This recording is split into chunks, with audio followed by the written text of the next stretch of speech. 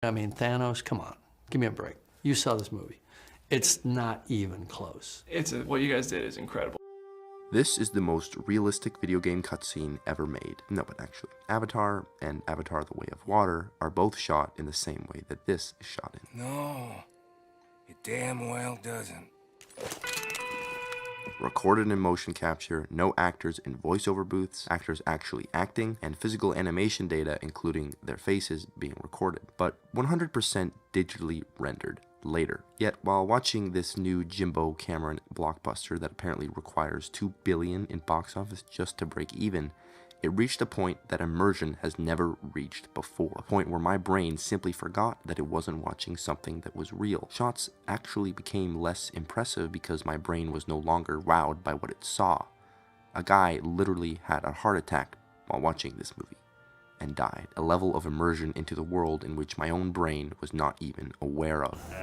That doesn't compute. Because after a few scenes, while wearing the 3D glasses that already made me unsure of what decade I was in, these blue people, they were just people, and Pandora was just the world. As if the movie had hijacked the senses of my brain into thinking that this is what things have always looked like. If only.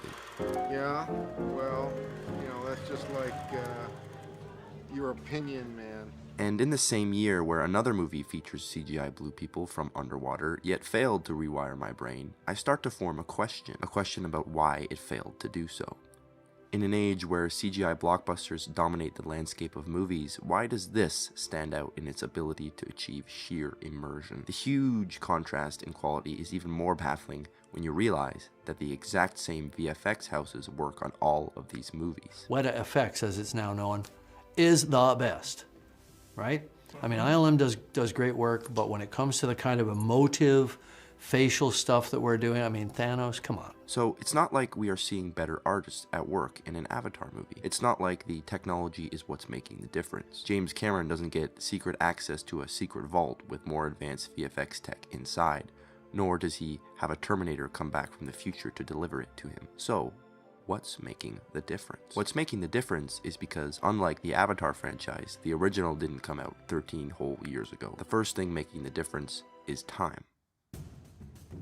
13 years of time, a great luxury only Jimbo Cameron can get. We currently live in a day and age where complete, unquestionable photorealism in computer-generated imagery is not a fantasy. It is actually a commonplace. Wherever you see a movie with CGI sequences that obviously look fake, while it's certainly not the only hypothesis, it's often because the VFX artists simply ran out of time to complete their work. Like if your essay was due, but you weren't able to get around to revising it and cleaning it up before the due date. So you submit what you have so far, usually because of harsh deadlines set by studios. I'm sure you've seen these headlines. That unfinished work is what we end up seeing on screen. Every single shot in Avatar: The Way of Water has gone through Grammarly. Every single shot is as finished as a finished shot could be. It's exactly why this movie was so expensive to make, because unlike the other big tentpoles featuring extensive CGI, it's the actual CGI that's driving the success of the movie. A level of self-awareness is going on, since they know what they can get away with. The same kind of self-awareness in how everyone involved with Avatar knows exactly why people are going to see it. There's no mistake in the intention. I wrote Avatar partially because, it's something I'd always wanted to do. It was a real dream project, a fantasy story taking place on another planet with all these cool creatures. It was going to be like the ultimate creature movie, and then I shot Titanic, and by after Titanic, my company, Digital Domain, was supposed to have all the answers for how to make this movie. I'd given them 2 years after all. And when I came back, they still said, this isn't going to happen without a ridiculous amount of money and time. The very nature of the movie prevents them from being able to take shortcuts and get away with it, because they know that we would know if they did. Without the time to make it work, the immersion would never be. And so, in classic George Lucas, Steven Spielberg pioneer style, the same way he did for the original Avatar, Cameron pushed and innovated film technology forward. Without the time to literally engineer new motion capture capable of recording actors underwater, we wouldn't believe they were actually underwater.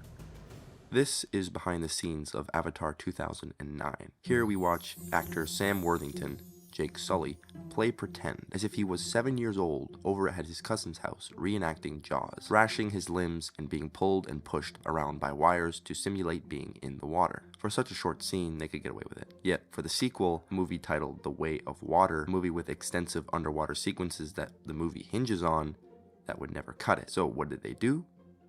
They split the atom. Kind of. In cooperation with Sony, using the Sony Venice camera, they found a way to split the lens from the camera body itself, creating what is almost like a remote control, and then, like an oxygen tank, had a tether that led up to the surface where the image would then be digitally processed, allowing camera operators to freely swim underwater with a camera in hand to get all the shots they could dream of. The lightest and most versatile underwater filmmaking setup known to man. No GoPros were used in the filming of this movie. But wait a minute, why are they even using a camera? If it's going to end up being 100% digitally rendered anyways, they have the power to, with the click of a button, simply add a virtual camera in the 3D animation software wherever they want, and they can make it do whatever they want. The power of the sun in the palm of my hand. A drone shot? Alright, let's just insert keyframe here, and then move it, and then insert keyframe here. Done. A dolly shot? Done. Static? Done. Handheld? Done. After motion capture, once all the data is in the scene, and when you could play God in choosing how you'd want to cover this scene, with any camera shot to your imagination, when you don't need to physically hold any kind of camera, why on Earth, or why on Pandora, would you ever possibly want to hold a physical camera? Well, that's just it. Because they want to hold a physical camera. This is where the term virtual production comes from. There's a drastic difference between a digital camera and a virtual one. Filmmaking has been around for basically a century now, and the workflow has always been the same in principle. You have a camera, and you shoot your actors acting. The camera itself is a component of production that you can't simply get rid of. Every prop, every actor, every light, everything you see in a frame of a film has been meticulously designed for that framing. They look through the viewfinder of the camera and see what they see ahead of them. An actor tailors their performance based on where the camera is and what direction it's pointing. Directors collaborate with cinematographers to block out a scene, an art form on its own. Both the geography of the actors and the camera working in harmony, like the Na'vi in the wilderness of Pandora. A core part of the understanding which James Cameron is more than aware of, far beyond the understanding of mere mortals such as me and you. It's an awareness that allows this movie to feel as immersive as it does. He doesn't decide where the camera goes later, because where the camera goes is what everything else is orchestrated around. In choosing to use a real-life camera, you are forced into choosing camera angles that a human could actually capture if it was the real world. The same techniques that Denis Villeneuve applied to all three of his sci-fi masterpieces. A deliberate decision that supplements the photorealistic visuals with grounded perspective. A deadly combo. So while we all sit and complain about the over-reliance on visual effects in modern movies, Jimbo chooses to construct his entire movie around visual effects, only proving that in fact, visual effects have never been the problem. But what the hell do I know? Shut the fuck up, Donnie.